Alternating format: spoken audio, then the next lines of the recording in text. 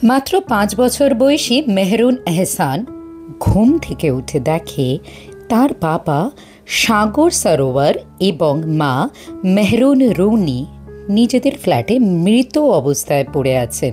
তাদের গলায় ছুরির আঘাত, কেউ রাতের আধারে ঢুকে নির্মমভাবে হত্যা করে চলে গেছে।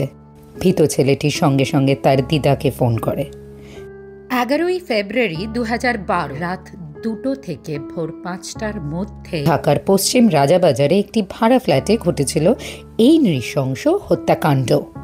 সাগর ছিলেন মাছরাঙা টেলিভিশনের বার্তা সম্পাদক, আর রুনি ছিলেন এটিএন বাংলার সিনিয়র রিপোর্টার।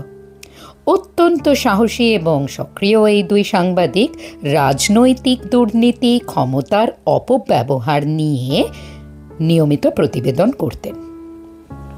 তাদের প্রতিবেদন অনেক প্রভাবশালী মহলের মুখোশ খুলে দিয়েছিল, আর এর ফলে হুমকির সম্মুখীনও হতে হয়েছিল তাদেরকে। কিন্তু তারা কখনোই এসবের পরোয়া করেননি। হত্যার পর প্রথমে তদন্ত শুরু করেন শেরেবাংলার নগর থানা, পরে ডিবি, এরপরে RAB, সবশেষে তদন্তের দায়িত্ব যায় PBI এর হাতে। সন্দেহভাজন হিসেবে নাম উঠে আসে নিরাপত্তা কর্মী পলাশ রুদ্র পাল এবং ইনায়েত আহমদ, ব্যবসায়ী তানভীর রহমান এবং আরও কয়েকজনের।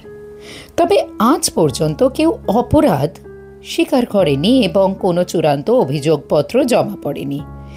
এই মামলার রিপোর্ট জমা দেওয়ার সময়সীমা ১২২ বার বাড়ানো হয়েছে। অন্তত ৭০ জনকে জিজ্ঞাসাবাদ করা হয়েছে, কিন্তু খুনের মোটিভ বা প্রকৃত খুনির পরিচয় আজও অজানা। প্রশ্ন রয়ে যায়, তাদের সাংবাদিকতা কি কাউকে এতটাই অস্বস্তিতে ফেলেছিল যে মুখ বন্ধ করতেই হত্যা করা হয়েছিল?